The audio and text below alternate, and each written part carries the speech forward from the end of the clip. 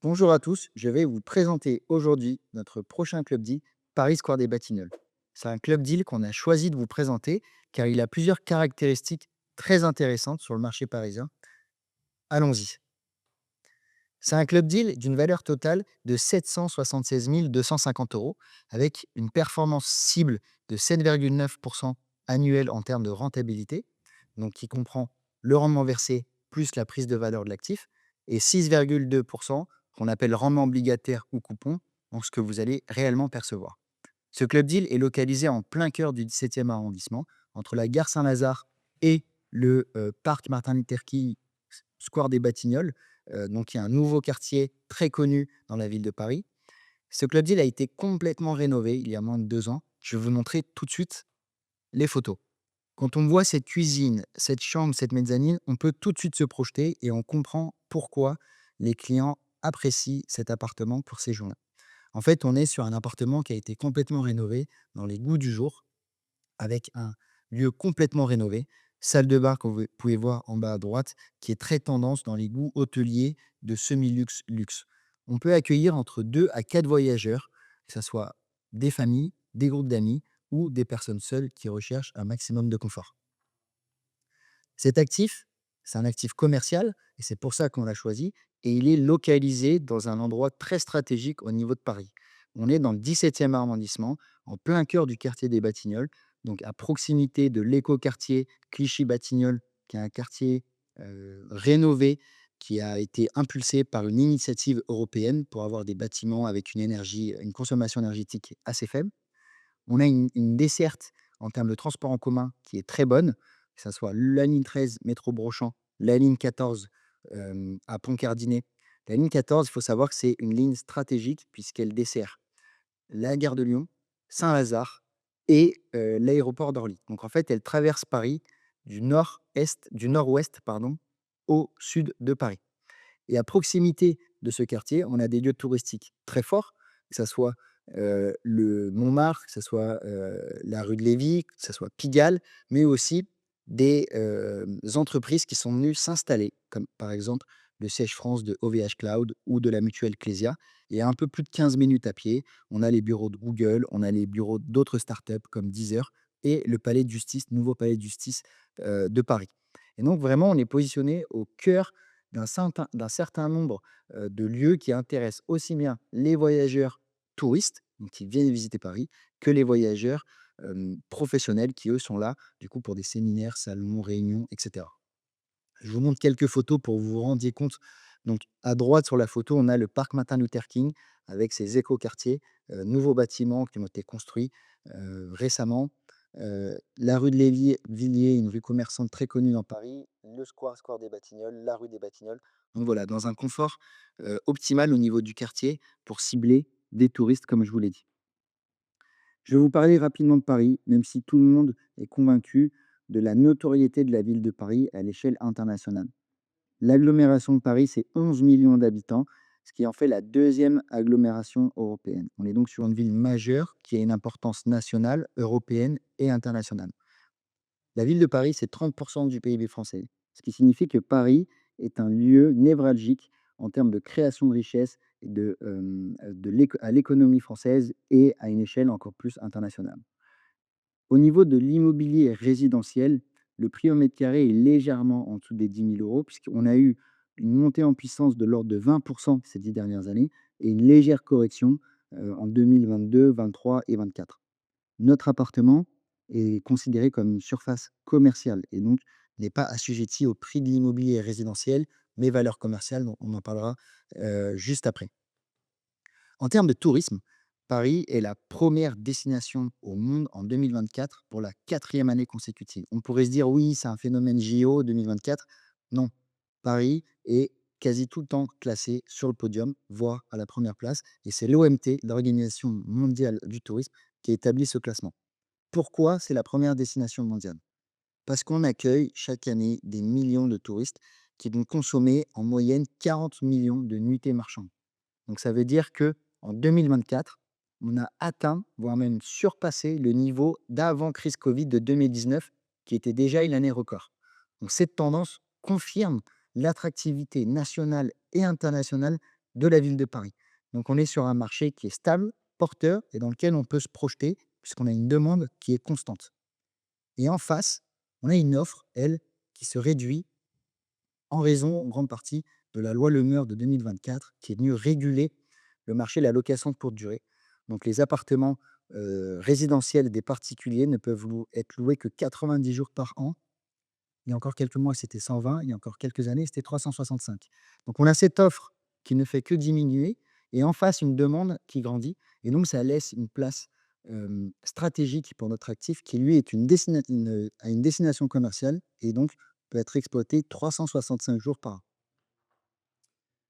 La ville de Paris est une ville connectée au monde grâce à des réseaux de transport bien établis, que ça soit du TGV, Eurostar, Lyria pour les pays du Nord, des aéroports, Orly et Charles de Gaulle qui, sont des aéroports très bien connectés. Hem, donc ces chiffres-là, en fait, nous permettent une fois de plus de confirmer que Paris est une place forte à échelle internationale quand on parle de tourisme et donc il est pertinent d'investir, dans cette ville. Maintenant, on va vraiment rentrer dans le détail du club deal au niveau de la construction du prix. Ce club deal a un coût total de 776 250 euros et il est décomposé en plusieurs tranches. La première, c'est le prix hors droit, hors commercialité de 545 000 euros, auquel on vient rajouter 80 000 euros de commercialité. Comme c'est une surface commerciale, chaque mètre carré de commercialité a une valeur.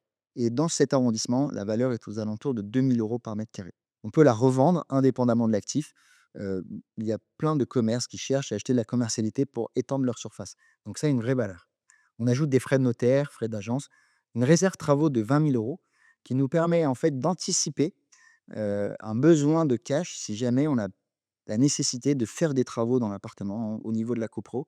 On n'aura pas à dégrader vos rendements, mais en fait, on utilisera cette réserve directement pour payer les différents frais. Et ensuite, nos frais de structuration Wally de 61 000 euros qui correspondent à 7,9% du prix total de l'opération.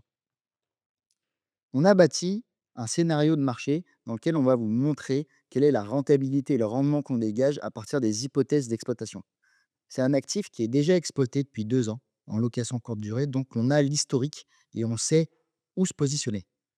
On a, budgété un taux d'occupation à 79 qui est un taux d'occupation de marché, qu'on observe déjà, hein, sur nos autres actifs, Paris Aboukir et Paris Jardin des Plantes, avec un prix moyen de 222 euros par nuitée, qui lui-même est un prix de marché quand on recoupe différentes sources d'infos comme AirDNA, PriceLab ou Inextenso.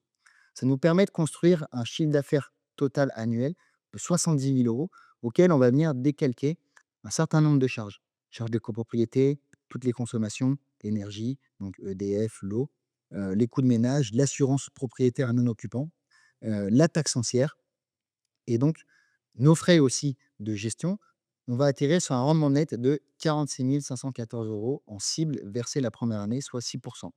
Et ce rendement net augmente d'année en année puisqu'en fait, on a une inflation du prix, prix moyen payé par les utilisateurs de 1,5. C'est une inflation moyenne qu'on observe sur les 20 dernières années et donc ça nous permet d'atteindre 6,3% de rendement versé en année 5.